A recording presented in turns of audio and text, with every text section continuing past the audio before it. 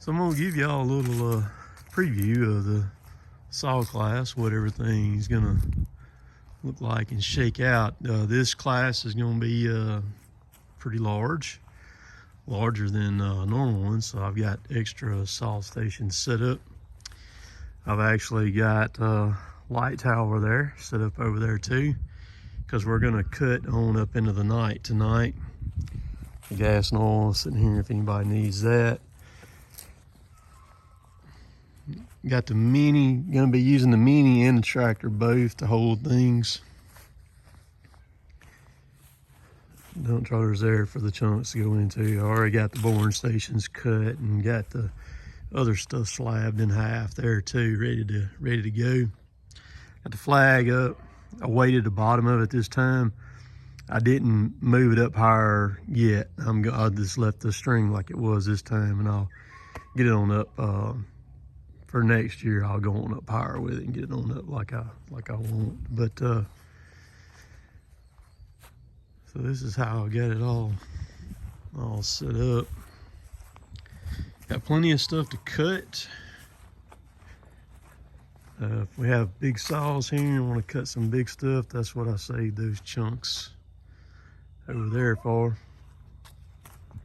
Oh, there's a painted bush hog right there. You see it, you hear tatering in. They know folks is coming and they want out.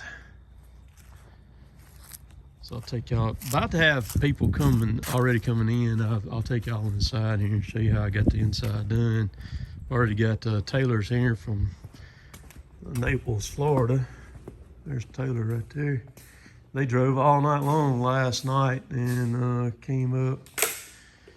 Got here this morning about 6.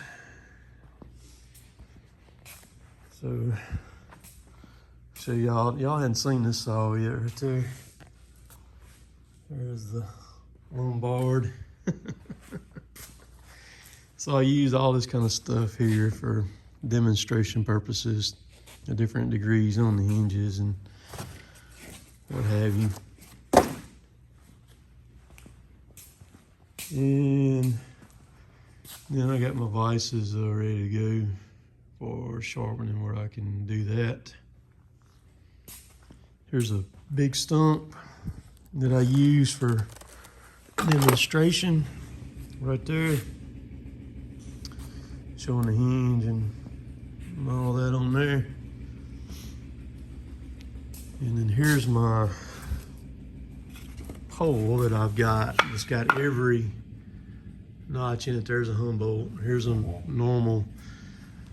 That's going to be about 120 degree notch bored in. There's your normal 70. There's a 90. And then here's the normal one that you see most people make. About a 22.5 degree, and then they bypass it back here, and when this closes it breaks the hinge, and the hinge is no good. So this is my best way. This is a 22.5 with a stump shot back cut put in it, where it's 1 to 2 inches above where you have a stump shot coming off. So there you go. So looking forward to it. Got several more people basically on their way out here to come on now. Update on the thumb. Thumb's good. Went to the doctor yesterday. He said just let it keep on doing what it's doing. He said it don't like much coming on off. And he said it'll be off. So I'm about to go to the house, get my saw pants on, get ready. And we're gonna start off a little bit different. Each class that I've done, I've kind of evolved and done things a little bit different. And I think this one right here is probably gonna be the best situated one that I've done to date, the way that I'm gonna make this one flow here. So good time, a lot of fun meeting new people. People come in this time from all over the place. Like I said, Taylor's from Naples. Man, it's about 900 miles down there from right here up here, and they left yesterday afternoon about 4 o'clock or so. Got here about 6 this morning. they had a long drive, and so a lot of fun, man, a lot of fun. So hope y'all have a great weekend. Not sure what I'll put out tomorrow, if I'll put out anything, but let's see what Taylor's cutting.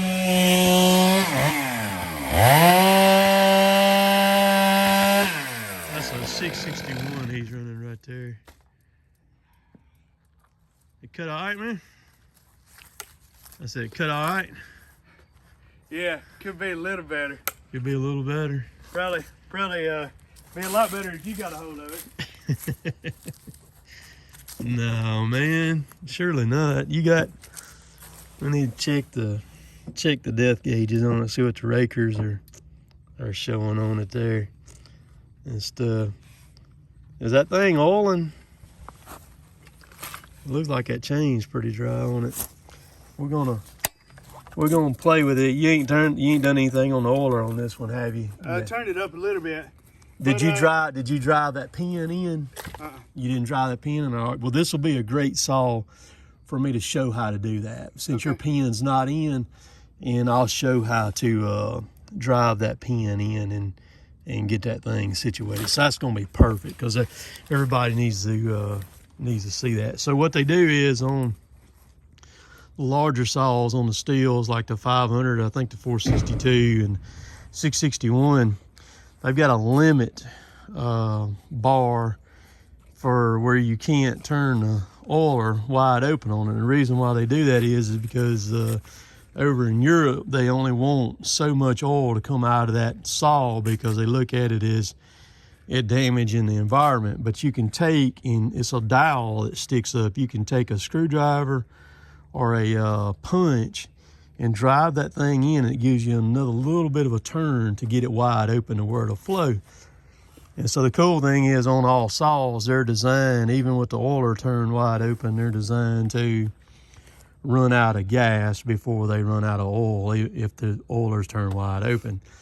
So all of my saws, as soon as I get them, I go ahead and turn them wide open and do that. But so I'm set up, I'm gonna film a lot of this class here too, and where you can kind of see how I do it and everything that we do, and it'll be in video on that, which will be really cool. And you can watch it and you can learn from that, but it's nothing like being here. It's an experience. It's a class, but it's a complete experience, and that's what's so much fun about it.